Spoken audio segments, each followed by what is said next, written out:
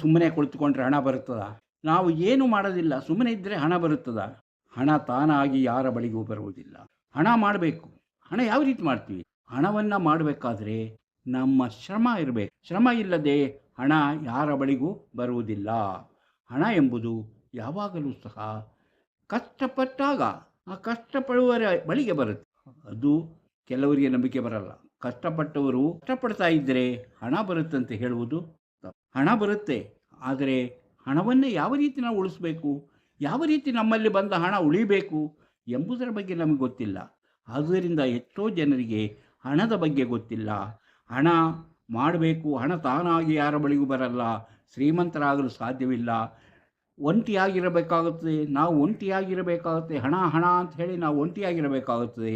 ಕೊನೆಗೆ ನಾವೇ ಇತರರಿಗೆ ಮಾದರಿಯಾಗುವಂಥ ರೀತಿಯಲ್ಲಿ ಬದುಕುತ್ತೇವೆ. ಯಾಕೆ ಹೀಗಾಗುತ್ತೆ? ತಪ್ಪಾದ ಜಾಗದಲ್ಲಿ ನಾವಿದ್ದು ಹಣವನ್ನು ಸಂಪಾದನೆ ಮಾಡೋಕ್ಕೆ ಸಾಧ್ಯನಾ? ಇಲ್ಲ. ತಪ್ಪಾದ ರೀತಿಯಲ್ಲೂ ಮಾಡಿದ್ರೂ ಹಣ ಉಳಿಯೋದಿಲ್ಲ. ಅದಕ್ಕೊಂದು ಸಿಸ್ಟಮ್ ಬೇಕು. ಆ ಸಿಸ್ಟಮ್ ಯಾವುದು? ಹಣ ಮಾಡಬೇಕಾದ್ರೆ ಯಾವುದೋ ಒಂದು ಸಿಸ್ಟಮ್ ಇದೆ. ಆ ಸಿಸ್ಟಮ್ ಯಾವುದು? ಅದೇ ಮೌಲ್ಯವಾದದ್ದು. ಅದರ ಮೌಲ್ಯ ತುಂಬ ದೊಡ್ಡದು. ಅದನ್ನು ಅರಿತುಕೊಂಡಾಗ ಯಾರು ಬೇಕಾದ್ರೂ ಹಣ ಮಾಡ್ಬೋದು. ಹಣ ಮಾಡೋಕ್ಕಿರುವಂಥ ದಾರಿಗಳದು. ಹಣ ಯಾಕೆ ಮಾಡ್ತಾರೆ, ಹೇಗೆ ಮಾಡ್ತಾರೆ ಎಂಬುದರ ಬಗ್ಗೆ ತಿಳಿದುಕೊಳ್ಳೋಣ. ಅದಕ್ಕಿಂತ ಮೊದಲು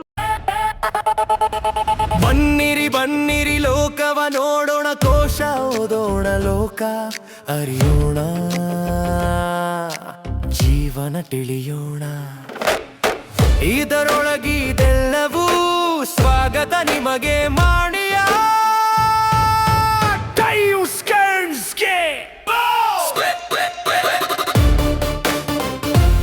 ಎಲ್ಲರಿಗೂ ನಮಸ್ಕಾರ. ಮಾಣಿಯ ಟೈಮ್ಸ್ ಯೂಟ್ಯೂಬ್ ಚಾನಲ್ಗೆ ನಿಮಗೆಲ್ಲರಿಗೂ ಸ್ವಾಗತ. ಇಂದು ನಮ್ಮ ವಿಚಾರ ಹಣ ಮಾಡುವುದು ಹೇಗೆ. ಹಣವನ್ನು ನಾವು ಮಾಡಲು ಸಾಧ್ಯವೇ? ಸುಮ್ಮನಿದ್ದರೆ ಹಣ ಬರುತ್ತದೆಯೇ? ಎಷ್ಟೋ ಜನಗಳು ಹಣ ಇರುವಂತಹ ದೊಡ್ಡ ಶ್ರೀಮಂತರನ್ನು ನಾವು ನೋಡ್ತೇವೆ. ಆದರೆ ಹಣ ಬರೋದು ಹೇಗೆ? ಹಣ ಯಾಕೆ ಬರ್ತಾ ಇಲ್ಲ ನಮ್ಮ ಹತ್ರ? ನಾವು ಅವರಂಗೆ ಕೆಲಸ ಮಾಡ್ತೀವಲ್ಲ ಎಂದು ಯೋಚನೆ ಮಾಡುತ್ತಾರೆ. ಇದರ ಬಗ್ಗೆ ಫೆಲಿಕ್ಸ್ ಡೆನ್ನಿಸ್ ಎಂಬುವರು ಒಂದು ಪುಸ್ತಕ ಬರೆದಿದ್ದಾರೆ. ಹಣ ಮಾಡುವುದು ಹೇಗೆ. ಹಣ ಮಾಡಲು ನಾವು ಸುಮ್ಮನೆ ಕುಳಿತುಕೊಂಡ್ರೆ ಆಗೋದಿಲ್ಲ. ಅದಕ್ಕೆ ನಾವು ಕೆಲಸ ಮಾಡಬೇಕು.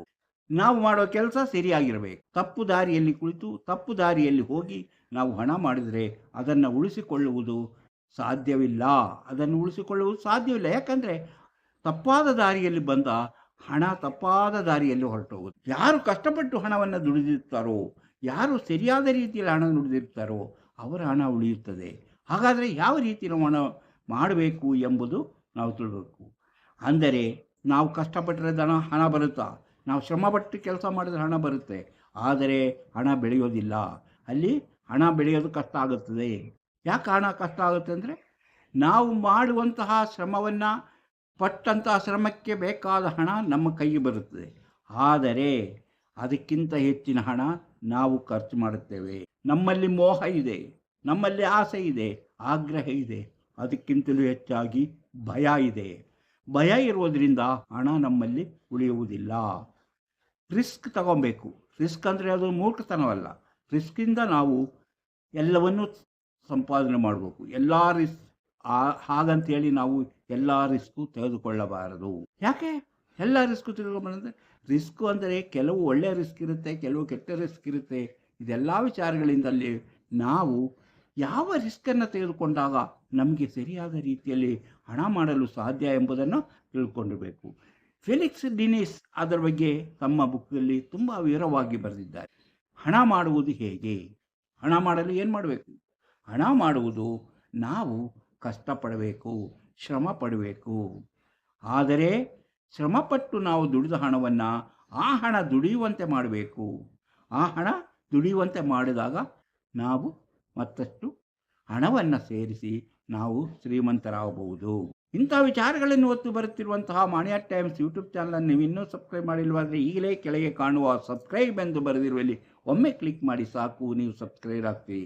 ಪಕ್ಕದಲ್ಲಿ ಕಾಣುವ ಗಂಟೆಯ ಚಿಹ್ನೆಯನ್ನು ಒಮ್ಮೆ ನೀವು ಕ್ಲಿಕ್ ಮಾಡಿದರೆ ಮಾಣಿಯ ಟೈಮ್ಸ್ ಯೂಟ್ಯೂಬ್ ಚಾನಲ್ ಯಾವುದೇ ಹೊಸ ವಿಡಿಯೋ ಅಪ್ಲೋಡ್ ಆದಕೊಳ್ಳೆ ನಿಮ್ಮ ಮೊಬೈಲಿಗೆ ನೋಟಿಫಿಕೇಶನ್ ಬರುವುದರಿಂದ ನೀವು ಎಲ್ಲ ವಿಡಿಯೋವನ್ನು ನೋಡಿ ಹೆಚ್ಚು ಹೆಚ್ಚು ವಿಷಯಗಳನ್ನು ತಿಳ್ಕೊಳ್ಳಲು ಸಾಧ್ಯವಾಗುತ್ತದೆ. ಪ್ರತಿಯೊಂದು ವಿಡಿಯೋವನ್ನು ಆರಂಭದಿಂದ ಕೊನೆಯವರೆಗೂ ನೋಡಿ, ಲೈಕ್ ಮಾಡಿ, ಶೇರ್ ಮಾಡಿ, ಪ್ರೋತ್ಸಾಹ ಕೊಡಿ. ಈಗ ನಾನು ಹೇಳಿದೆ ನಿಮಗೆ, ಹಣ ರಿಸ್ಕ್ ಅಂದರೆ ಏನು? ಅದು ಮೂರ್ಖತನವಲ್ಲ. ಎಲ್ಲ ರಿಸ್ಕನ್ನು ತೆಗೆದುಕೊಳ್ಳಬಾರದು. ಈಗೋ ಎಂಬುದು ಮನುಷ್ಯನ ಮನಸ್ಸಲ್ಲಿದ್ದಾಗ ಅದು ನಮ್ಮ ಹಣವನ್ನು ಹಾಳು ಮಾಡುತ್ತದೆ. ಈಗೋ, ನಾನು ಅವನಿಗಿಂತ ದೊಡ್ಡವನು, ಅವನೇನು ದೊಡ್ಡವನು, ಅವನಿಗಿಂತ ನಾನೇ ದೊಡ್ಡವನು ಎಂಬಂಥ ಈಗೋ ಇದೆಲ್ಲ ನೀವು ಹಣವನ್ನು ವ್ಯರ್ಥವಾಗಿ ಖರ್ಚು ಮಾಡುತ್ತಾ ಅವರಿಗಿಂತ ದೊಡ್ಡ ವ್ಯಕ್ತಿ ನಾನೆಂದು ತೋರಿಸಲು ಪ್ರಯತ್ನ ಪಡುತ್ತೀರಿ. ಅದು ನಿಮ್ಮ ಹಣವನ್ನು ಹಾಳು ಮಾಡುತ್ತದೆ. ಅಂದರೆ ರಿಸ್ಕ್ ತಗೊಬೇಕು. ನಾವು ಯಾವುದೇ ಕೆಲಸವನ್ನು ಧೈರ್ಯದಿಂದ ಮುನ್ನುಗ್ಗಬೇಕು. ನಾವು ಬಿಸ್ನೆಸ್ ಮಾಡಬೇಕು. ಯಾವ ರೀತಿ ಬಿಸ್ನೆಸ್ ಮಾಡಬೇಕು ಅದನ್ನು ನಾವು ತಿಳ್ಕೋಬೇಕು. ಬಿಸ್ನೆಸ್ ಅಂದರೆ ಏನು? ಬಿಸ್ನೆಸ್ ಮಾಡುವುದು ಎಲ್ಲರಿಂದಲೂ ಸಾಧ್ಯನಾ? ಎಲ್ಲರಿಂದಲೂ ಸಾಧ್ಯವಾಗುವುದಿಲ್ಲ. ಭಯ ಎಂದುದಿರುತ್ತದೆ. ಆ ಭಯದಿಂದ ಅವರು ಮುನ್ನುಗ್ಗಿ ಹೋಗುವುದಿಲ್ಲ. ನಾನು ಹಾಕುವ ಹಣಕ್ಕೆ ನನಗೆ ಅದರಲ್ಲಿ ಏನಾದರೂ ಸಿಗುತ್ತದಾ, ಲಾಭ ಬರುತ್ತದಾ ಎಂಬ ಚಿಂತೆಯಲ್ಲಿ ಅವರು ತಮ್ಮ ಬಿಸ್ನೆಸ್ಸನ್ನು ನಿಲ್ಲಿಸಿಬಿಡ್ತಾರೆ. ಯಾಕಂದರೆ ಅವನು ಸ್ವಲ್ಪ ದಿನ ಆ ಬಿಸ್ನೆಸ್ ಮಾಡಿದಾಗ ಅವನ ಬಿಸ್ನೆಸ್ಸಿಂದ ಅವನಿಗೆ ಯಾವುದೇ ರೀತಿಯಲ್ಲಿಯೂ ಆದಾಯ ಬರುವುದಿಲ್ಲ. ಅವನು ಮಾಡುವಂಥ ಕೆಲಸ ವೇಸ್ಟ್ ಆಯಿತು. ಅದರಿಂದ ಅವನು ನಿಲ್ಲಿಸಿಬಿಡ್ತಾನೆ. ಅಂಥವರು ಯಾವತ್ತೂ ಹಣ ಮಾಡುವಂತಹ ವ್ಯಕ್ತಿಗಳಲ್ಲ ಎಂಬುದನ್ನು ತಿಳಿಯಬೇಕು. ನಾವು ಯಾವ ಹಣ ಮಾಡುವಂಥ ವ್ಯಕ್ತಿಗಳು, ನಮಗೆ ಯಾವುದು ಸರಿ ಹೊಂದುತ್ತದೆ, ನಮ್ಮ ಕೆಲಸ ಏನು ಎಂಬುದನ್ನು ನಾವು ತಿಳಿದುಕೋಬೇಕು. ಆಗ ಆ ಕೆಲಸದಲ್ಲಿ ನಾವು ತೊಡಬೇಕು. ಬೇರೆಯವರು ಏನೋ ಮಾಡಿ ಹಣ ಮಾಡುತ್ತಾರೆ ಎಂದು ಹೇಳಿ ನಾವು ಅವರಂತೆಯೇ ನಾವು ದುಡಿಯಕ್ಕೆ ಹೋದರೆ ಹಣ ದುಡಿಯಲು ಸಾಧ್ಯವಾಗುವುದಿಲ್ಲ. ಒಬ್ಬೊಬ್ಬರಲ್ಲಿ ಒಂದೊಂದು ರೀತಿಯ ಪ್ರತಿಭೆ ಇರುತ್ತದೆ. ನಾನೇನು ಈಗ ಏನು ಮಾಡ್ತಾ ಇದ್ದೀನಿ, ನಾನು ಈ ಯೂಟ್ಯೂಬಲ್ಲಿ ಇಂಥ ವಿಚಾರಗಳನ್ನು ಹೇಳ್ತಾ ಇದ್ದೀನಿ, ಅದು ನನ್ನ ಕೆಲಸ, ನನಗೆ ಅದರಿಂದ ಹಣ ಬರ್ಬೋದು ಅಂತ. ಅದೇ ರೀತಿ ಬೇರೆಯವರು ಸಹ ಇದೇ ರೀತಿಯೇ ಮಾಡ್ತೀನಿ, ನಾನು ಹಾಗೆ ಮಾಡ್ತೀನಿ ಅಂದರೆ ಅವರಲ್ಲಿರುವ ಪ್ರತಿಭೆ ಬೇರೆಯಾಗಿರುತ್ತದೆ. ಅವರು ಯಾವುದೋ ಬಿಸ್ನೆಸ್ ಮಾಡ್ಬೋದು, ಅವರು ಯಾವುದೋ ಅಂಗಡಿ ಹಾಕ್ಬೋದು, ಅಥವಾ ಹೋಟ್ಲ್ ಹಾಕ್ಬೋದು, ಅಥವಾ ಇನ್ಯಾವುದೋ ಕೆಲಸ ಮಾಡ್ಬೋದು. ಅಂಥ ಕೆಲಸಗಳನ್ನು ಅವರು ಮಾಡಬೇಕಾಗುತ್ತೆ ಹೊರತು ಅವರು ಯೂಟ್ಯೂಬ್ ಮಾಡಿ ನಾನು ಹಣ ಮಾಡ್ತೀನಿ, ನಾನು ಜೀವನ ಮಾಡ್ತೀನಿ ಅಂದರೆ ಸಾಧ್ಯವಾಗುವುದಿಲ್ಲ. ಇದು ಒಬ್ಬರು ತಿಳಿದುಕೊಂಡಿರಬೇಕಾದಂಥ ವಿಷಯ. ಅದಕ್ಕೆ ನಾವು ಹೇಳೋದು ರಿಸ್ಕ್. ಯಾವುದೇ ಕೆಲಸ ಇದ್ದರೂ ನಾವು 1 ದಿವಸ, 2 ದಿವಸ, 3 ದಿವಸ, 1 ತಿಂಗಳು, 2 ತಿಂಗಳು, 3 ತಿಂಗಳು, 5-6 ತಿಂಗಳು ಮಾಡಿದ್ರು ನಮಗೆ ಅದರಲ್ಲಿ ಏನು ಲಾಭ ಕಾಣದಿದ್ದಾಗ ನಾವು ಅದನ್ನು ಬಿಟ್ಟುಬಿಡ್ತೇವೆ. ಯಾಕಂದರೆ ನಮಗೆ ರಿಸ್ಕ್ ತಗೊಳಕ್ಕಂತ ನಾವು ಅದರಲ್ಲಿ ರಿಸ್ಕ್ ತಗೊಳೋದಿಲ್ಲ. ಯಾಕಂದರೆ ರಿಸ್ಕ್ ತಗೊಂಡ್ರೆ ನಾನು ಅದು ಮೂರ್ಖನಾಗ್ಬಿಡುತ್ತೇನೆ, ನಾನು ರಿಸ್ಕಿನಿಂದ ಮೂರ್ಖ ಆಗಿ ನನ್ನ ಹಣ ಎಲ್ಲವೂ ಹಾಳಾಗುತ್ತೆ ಎಂಬಂತಹ ಚಿಂತೆ ಬರುತ್ತದೆ. ಆದುದರಿಂದ ನಮಗೆ ಸರಿ ಹೊಂದುವಂಥ ರಿಸ್ಕನ್ನು ನಾವು ತೆಗೆದುಕೊಳ್ಳಬೇಕು. ಎಲ್ಲ ರೀತಿಯ ರಿಸ್ಕ್ಗಳನ್ನು ತೆಗೆದುಕೊಳ್ಳಬಾರದು. ಈಗೋ ಎಂಬುದು ನಮಗಿರಬಾರದು. ಹೊಸ ಹೊಸ ವಿಧಾನಗಳಲ್ಲಿ ನಾವು ಹಣವನ್ನು ತೊಡಗಿಸಿಕೊಳ್ಳುವಂಥ ಪ್ರಯತ್ನ ಮಾಡಬಾರ್ದು. ನಮಗೆ ಗೊತ್ತಿಲ್ಲದ ವಿಚಾರಗಳಲ್ಲಿ, ನಮಗೆ ತಿಳುವಳಿಕೆ ಇಲ್ಲದಂಥ ವಿಚಾರಗಳಲ್ಲಿ ಹಣವನ್ನು ತೊಡಗಿಸಬಾರದು. ಎಲ್ಲಕ್ಕಿಂತಲೂ ಮಿಗಿಲಾಗಿ ಜವಾಬ್ದಾರಿಗಳನ್ನು ಬೇರೆಯರಿಗೆ ವಹಿಸಲು ನಾವು ತಿಳಿದುಕೊಳ್ಳಬೇಕು. ಯಾವುದು ನಮ್ಮ ಮೌಲ್ಯದ ವಸ್ತು ಅಂದರೆ ನಮ್ಮ ಜವಾಬ್ದಾರಿ ಮತ್ತು ಸಮಯ, ಇದೆರಡೂ ನಮಗೆ ಮುಖ್ಯವಾದದ್ದು. ಆದರೆ ನಮ್ಮ ಈ ಜವಾಬ್ದಾರಿಯನ್ನು ಬೇರೆಯವರಿಗೆ ವಹಿಸಿಕೊಟ್ಟು ಅವರಿಂದ ನಾವು ಕೆಲಸ ಮಾಡಿಸುವಂತಹ ಒಂದು ವಿಧಾನವನ್ನು ತಿಳ್ಕೋಬೇಕು. ಶ್ರಮ ಪಡುವನು ಯಾವಾಗಲೂ ಕೆಲಸ ಮಾಡ್ತೀನಿ, ಒಳ್ಳೆ ಉದ್ಯೋಗ ಇದೆ, ನನಗೆ ಇದೇ ಸುರಕ್ಷಿತವಾದದ್ದು, ನನಗೆ ತಿಂಗಳು ಸಂಬಳ ಬರುತ್ತದೆ ಅಂತ ತಿಳ್ಕೊಂಡವನು ಹಣ ಮಾಡಲು ಸಾಧ್ಯವಾಗುವುದಿಲ್ಲ. ಯಾಕಂದರೆ ಅವನಿಗೆ ಅಷ್ಟೇ ಸಾಕು ಅಂತ ಅವನು ಅಂದುಕೊಂಡಿದ್ದಾನೆ. ಅವನಿಗೆ ಒಂದು ಚೌಕಟ್ಟೊಳಗೆ ಇಟ್ಟಿದ್ದಾನೆ, ಅಷ್ಟೇ ಹಣ ನನಗಿಷ್ಟೇ ಸಾಕು, ನಾನು ಇದರಲ್ಲಿ ಜೀವನ ಮಾಡ್ತೀನಿ. ಅವನಿಗೆ ಬೇರೆ ಚಿಂತೆ ಮಾಡುವಂಥ ಅವಶ್ಯಕತೆ ಇಲ್ಲ. ತನ್ನ ಕೆಲಸ ಆಯಿತು, ತಾನು ಮಾಡಿದಾಯಿತು, ತನಗೆ ಸಂಬಳ ಬರುತ್ತೆ, ಆ ಸಂಬಳ ಖರ್ಚು ಮಾಡಿದ. ಆದರೆ ಹಣ ಮಾಡಬೇಕನ್ನೋನು ಆ ಮಟ್ಟದಲ್ಲಿ ನಿಲ್ಲಬಾರದು. ಅವನು ಮುಂದಕ್ಕೆ ರಿಸ್ಕ್ ತಗೊಳ್ಳೋಕ್ಕೆ ರೆಡಿಯಾಗಿರಬೇಕು. ಅವನು ತನ್ನ ಜವಾಬ್ದಾರಿಯನ್ನು ಬೇರೆಯವರಿಂದ ಮಾಡಿಸಲು, ನಾವು ಯಾವಾಗಲೂ ಬೇರೆಯವರ ಅಧೀನದಲ್ಲಿ ಇದ್ದರೆ, ಬೇರೆಯವರು ಹೇಳಿದಂತೆ ಕೇಳ್ಕೊಂಡಿದ್ದರೆ ನಮಗೆ ಹಣ ಮಾಡಲು ಸಾಧ್ಯವಾಗುವುದಿಲ್ಲ. ನಾವು ಗುಲಾಮಗಿರಿಯಂತೆ ಅವರು ಹೇಳಿದ ಬೇರೆಯವರಿಗಾಗಿ ನಾವು ದುಡಿತೇವೆ ಹೊರತು ನಮಗಾಗಿ ನಾವು ದುಡಿಯೋದಿಲ್ಲ. ಬೇರೆಯವರ ಸಂಸ್ಥೆಯನ್ನು ನಾವು ಉದ್ಧಾರ ಮಾಡ್ತೇವೆ, ನಮಗೆ ಸಿಗುವಂಥ ಅದರಲ್ಲಿ ಒಂದು ಪಾಲು, ಯಾವುದೋ ಒಂದು ಪಾಲು ಸಿಗುತ್ತದೆ. ಆದರೆ ನಾವೇ ಬೇರೆಯವರಿಂದ ದುಡಿಸಿಕೊಳ್ಳುವಂತಹ ಸ್ಥಿತಿ ಬರಬೇಕು. ನಾವು ಬೇರೆಯವರು ನಮ್ಮ ಕೈ ಕೆಳಗೆ ಕೆಲಸ ಮಾಡುವಂತಹ, ನಮ್ಮ ಜವಾಬ್ದಾರಿಗಳನ್ನು ಅವರಿಗೆ ವಹಿಸಿ ಅವರಿಂದ ದುಡಿದು ನಾವು ಹಣ ಮಾಡುವಂತಹ ವ್ಯಕ್ತಿಗಳ ದಾರಿಯನ್ನು ಕಂಡುಕೊಂಡಾಗ ಅವರು ಬಿಸಿನೆಸ್ ಮಾಡಬಹುದು. ಸ್ವಂತವಾಗಿ ನಿರ್ಧಾರ ಮಾಡುವಂಥ ವ್ಯಕ್ತಿಯಾಗಿರಬೇಕು. ಸ್ವಂತವಾಗಿ ನಾನು ಮಾಡೋದು, ಸಾವಿರಾರು ಜನ ಸಾವಿರಾರು ರೀತಿಯಲ್ಲಿ ಹೇಳ್ತಾರೆ, ಅದರಲ್ಲಿ ಹೋದರೆ ಸರಿಯಾಗೋದಿಲ್ಲ, ನೀನದು ಮಾಡಿದ್ರೆ ಸರಿಯಾಗೋದಿಲ್ಲ, ನೀನು ಅದರಲ್ಲಿ ತೊಂದರೆ ಇದೆ, ಹಣ ಮಾಡೋದಿಲ್ಲ. ಅದು ಯಾವುದನ್ನು ಗಮನಿಗೆ ತೆಗೆದುಕೊಳ್ಳಬಾರದು. ನನ್ನಿಂದ ಸಾಧ್ಯ ಅಂತ ಅನಿಸಿದರೆ ಅದೇ ದಾರಿಯಲ್ಲಿ ಮುಂದೆ ಬರೆಯಬೇಕು. ಆಗಲೇ ಬಿಸಿನೆಸ್ಸಲ್ಲಿ ಮುಂದುವರಿಯಲು ಸರಿಯಾದ ವ್ಯಕ್ತಿ ನೀವೆಂದು ನಿಮಗೆ ಅರಿವಾಗುತ್ತದೆ. ನಾವೇ ನಿರ್ಧಾರ ಮಾಡಿ, ಸ್ವಂತವಾಗಿ ನಾವೇ ನಿರ್ಧಾರ ಮಾಡಿ, ನಾವು ಯಾವುದಾದರೂ ಒಂದು ವ್ಯವಹಾರವನ್ನು ಆರಂಭಿಸಿದಾಗ ಅದರ ಫಲವನ್ನು ನಾವೇ ಅನುಭವಿಸುತ್ತೇವೆ. ಅಂದರೆ ಮೆದುಳಿನಿಂದ ಹಣ ಗಳಿಸಬೇಕು, ಮೆದುಳಿನಿಂದ ಹಣ ಗಳಿಸಬೇಕು. ಮೆದುಳಿನಿಂದ ಹಣ ಗಳಿಸೋಕ್ಕೆ ನಮಗೆ ಮೆದುಳು ಅಂದರೆ ಏನು? ನಮ್ಮ ತಲೆಯೊಳಗಿರುವಂಥದ್ದು, ತಲೆಯೊಳಗಿರುವಂತಹ ಒಂದು ಯಂತ್ರ ಅಂತ ಇಟ್ಕೊಳ್ಳಿ, ಕಂಪ್ಯೂಟರ್. ನಾವು ಏನನ್ನು ಅದಕ್ಕೆ ಕೊಡ್ತೀವೋ, ನಮ್ಮ ಕಂಪ್ಯೂಟರ್ ಮೆದುಳಿಗೆ ಏನನ್ನು ಕೊಡ್ತೀವೋ ಅದು ನಮಗೆ ನಾವು ಕೇಳಿದಾಗ ತಿಳಿಸುತ್ತೆ ಹಿಂಗೆ ಮಾಡಿ ಅಂತ. ನಮ್ಮ ನೆನಪಿನ ಶಕ್ತಿ ಚೆನ್ನಾಗಿರಬೇಕು. ಅದಕ್ಕೆ ನೆನಪಿನ ಶಕ್ತಿ ಚೆನ್ನಾಗಿರ್ಬೇಕಾದ್ರೆ ಏನು ಮಾಡಬೇಕು? ನಾವು ಸರಿಯಾದ ಸಮಯಕ್ಕೆ ಸರಿಯಾಗಿ ನಿದ್ರೆ ಮಾಡಬೇಕು. ಪ್ರತಿಯೊಬ್ಬರಿಗೂ ಒಂದು 8 ಗಂಟೆ ಕಾಲವಾದರೂ ನಿದ್ರೆ ಮಾಡಬೇಕು. ಪುಟ್ಟ ಮಗುವಿಗೆ 19 ಗಂಟೆ ಕಾಲ, ದಿನದಲ್ಲಿ 24 ಗಂಟೆ 19 ಗಂಟೆ ಕಾಲ ನಿದ್ರೆ ಮಾಡಬೇಕಾಗುತ್ತೆ. ಅದಕ್ಕಿಂತ ಕಡಿಮೆ 15 ಗಂಟೆ, ಆಮೇಲೆ 12 ಗಂಟೆ, ಆಮೇಲೆ 10 ಗಂಟೆ. ಸಾಮಾನ್ಯವಾದ ಒಬ್ಬ ಆರೋಗ್ಯವಂತ ಮನುಷ್ಯ 8 ಗಂಟೆಗಳ ಕಾಲ ನಿದ್ದೆ ಮಾಡಬೇಕು. ಆವಾಗ ಅವನ ಮೆದುಳು ಸರಿಯಾದ ರೀತಿಯಲ್ಲಿ ಅವನಿಗೆ ಸಜೆಷನ್ ಕೊಡಲು ಸಿದ್ಧವಾಗುತ್ತದೆ. ಸರಿಯಾದ ರೀತಿಯಲ್ಲಿ ನೀರು ಕುಡಿಬೇಕು. ನಮ್ಮ ಮೆದುಳಿಗೆ ಬೆಳವಣಿಗೆ, ಅದರ ಆರೋಗ್ಯವನ್ನು ಕಾಪಾಡಬೇಕಾದ್ರೆ ನೀರಿನ ಅವಶ್ಯಕತೆ ಹೆಚ್ಚಾಗಿದೆ. ಅದಕ್ಕೆ ನೀರನ್ನು ನಾವು ಕೊಡಬೇಕು. ನೀರು ಕೊಟ್ಟು ನಾವು ನಮ್ಮ ಮೆದುಳನ್ನು ಸರಿಯಾದ ರೀತಿಯಲ್ಲಿ ಇಟ್ಟುಕೋಬೇಕು. ಹಾಗೆ ಮೆದುಳು ಇನ್ನೂ ಆರೋಗ್ಯವಾಗಿರಬೇಕೆಂಬುದನ್ನಾದರೆ ನೀವು ವ್ಯಾಯಾಮ ಮಾಡಬೇಕು. ದೈಹಿಕವಾದ ವ್ಯಾಯಾಮ. ಕೆಲಸ ಮಾಡೋದಂದರೆ ಗೇಮ್ ಆಡೋದಲ್ಲ, ಆಟ ಆಡೋದು, ಮೊಬೈಲಲ್ಲಿ ಆಟ ಆಡೋದಲ್ಲ. ದೈಹಿಕವಾಗಿ ನಾವು ಆಟ ಆಡುವಂಥದ್ದು, ಶ್ರಮ ಮಾಡುವಂಥ ಅಂತಹ ಕೆಲಸಗಳನ್ನು ದಿನದಲ್ಲಿ ಒಂದು 20 ನಿಮಿಷ ಆದರೂ ಮಾಡಬೇಕು. ಹೀಗೆ ನೀವು ನಮ್ಮ ಮೆದುಳನ್ನು ನಾವು ಆರೋಗ್ಯವಾಗಿ ಇಟ್ಟುಕೊಂಡಾಗ ನಮ್ಮಲ್ಲಿ ಒಳ್ಳೆಯ ಯೋಚನೆಗಳು ಬರುತ್ತದೆ, ಒಳ್ಳೆಯ ಅಭಿಪ್ರಾಯಗಳು ಮೂಡುತ್ತದೆ. ಬಿಸಿನೆಸ್ಸಿಗೆ ಏನು ಮಾಡಬೇಕೆಂಬಂಥ ರಿಸ್ಕ್ ತಗೊಳ್ಳುವಂಥ ಶಕ್ತಿ ಬರುತ್ತದೆ. ಅದಕ್ಕೆ ನಾವು ನಮ್ಮ ಮೆದುಳನ್ನು ನಾವು ಸರಿಯಾಗಿಟ್ಟುಕೊಳ್ಳುವಂತಹ ಕೆಲಸವನ್ನು ಮೊದಲು ಮಾಡಬೇಕು. ನಾವು ಒಂಟಿಯಾಗಿ ನಡೆದಾಗ ನಾವು ಇದರ ಬಗ್ಗೆ ಚಿಂತೆ ಮಾಡ್ತೀವಿ. ಒಂಟಿಯಾಗಿದ್ದಾಗ ನನ್ನ ಹೊಸ ದಾರಿ. ಕೆಲವರು ಹೇಳ್ತಾರೆ, ಅವನು ಒಂಟಿ, ಯಾರ ಹತ್ರ ಮಾತಾಡಲ್ಲ, ಯಾವ ಥರ ಬೆರೆಯಲ್ಲ ಅಂತ. ಆದರೆ ನೀವು ತಲೆ ಕೆಡಿಸ್ಕೊಳ್ಬಾರ್ದು. ನೀವು ಒಂಟಿಯಾಗಿ ನಡೆದಾಗ, ಒಂಟಿಯಾಗಿ ಯೋಚನೆ ಮಾಡಿದಾಗ, ಒಂಟಿಯಾಗಿ ನಿರ್ಧಾರ ತೆಗೊಂಡಾಗ ನಿಮ್ಮ ಬಿಸಿನೆಸ್ಸಿಗಿರುವಂತಹ ಹೊಸ ವಿಚಾರಗಳು, ಅದಕ್ಕೆ ಕಾಣುವ ದಾರಿಗಳು ಕಾಣಿಸಿಕೊಳ್ಳುತ್ತವೆ. ಅಂದರೆ ನಮ್ಮ ಮೆದುಳಿನಿಂದ, ಅಂದರೆ ಬ್ರೈನಿಂದ ನಾವು ಕೆಲಸ ಮಾಡಬೇಕು. ಆ ಕೆಲಸ ಮಾಡಲು ನಮಗೆ ಒಂಟಿಯಾಗಿರುವುದೇ ಒಳ್ಳೆಯದು. ಒಂಟಿಯಾಗಿದ್ದು ನಾವು ಅದರ ಯೋಚನೆ ನಿರ್ಧಾರಗಳನ್ನು ತೆಗೆದುಕೊಳ್ಳು. ಹಂಗಂತೇಳಿ ಹಣ ಸುಲಭವಾಗಿ ಬರುತ್ತಾ? ಹಣ ಗಳಿಸುವುದು ಕಷ್ಟ. ಆದರೆ ಹಣ ಗಳಿಸಬಹುದು, ಹೇಗಾದರೂ ಕಷ್ಟಪಟ್ಟು ಹಣ ಗಳಿಸಬಹುದು. ಆದರೆ ಕ್ಕಿಂತಲೂ ಹೆಚ್ಚಿನ ಕಷ್ಟ ಗಳಿಸಿದ ಹಣವನ್ನು ಸರಿಯಾದ ರೀತಿಯಲ್ಲಿ ಉಳಿಸಿ ಬೆಳೆಸುವಂಥ ಕೆಲಸ ತುಂಬ ಕಷ್ಟದ್ದು. ಯಾಕಂದರೆ ಹಣ ಮಾಡ್ಬೋದು, ಮನಿ ಮ್ಯಾನೇಜ್ಮೆಂಟ್ ಇದೆಯಲ್ಲ, ಹಣವನ್ನು ಯಾವ ರೀತಿ ನಾವು ಖರ್ಚು ಮಾಡಬೇಕು, ಯಾವ ರೀತಿ ನಾವು ಅದನ್ನು ಉಳಿಸಿ ಅದು ಬೆಳೆಯುವಂತೆ ಮಾಡುವುದು ಹೇಗೆ ಎಂಬುದನ್ನೆಲ್ಲವನ್ನು ನಾವು ತಿಳಿದುಕೊಳ್ಳಬೇಕು. ಈ ಝೂ ಅಂದರೆ ಹೆಗುದ್ಯರಿದಾರಲ್ಲ, ಅವರಲ್ಲಿ ತುಂಬ ಜನರು ಶ್ರೀಮಂತಿಕೆ ಅವರ ಮಕ್ಕಳಾಗಿರುವಾಗಲೇ ಅವರು ಅದನ್ನು ಅವರಿಗೆ ಮಕ್ಕಳಿಗೆ ಒಂದೊಂದು ಜವಾಬ್ದಾರಿಯನ್ನು ವಹಿಸ್ತಾರೆ. ಚಿಕ್ಕದಾಗಿರೋ ಮಕ್ಕಳಿಗೆ ಚಿಕ್ಕ ಮನೆಯ ಕೆಲಸಗಳನ್ನು ಜವಾಬ್ದಾರಿನ ವಹಿಸ್ಕೊಟ್ಟು, ಈ ಕೆಲಸ ನೀನು ಮಾಡಬೇಕು, ಈ ಕೆಲಸ, ಅದಕ್ಕೆ ನಿನಗೆ ವಾರಕ್ಕೆ ಇಷ್ಟು ದುಡ್ಡು, ಅಷ್ಟು ದುಡ್ಡನ್ನು ಕೊಡೋದು. ಆಮೇಲೆ ತಿಂಗಳಿಗೆ ಇಷ್ಟು ದುಡ್ಡು ಅಂದರೆ ಜವಾಬ್ದಾರಿಯಿಂದ ಆ ದುಡ್ಡಿಗೆ 3 ಪಾಕೆಟನ್ನು ಮಾಡೋದು.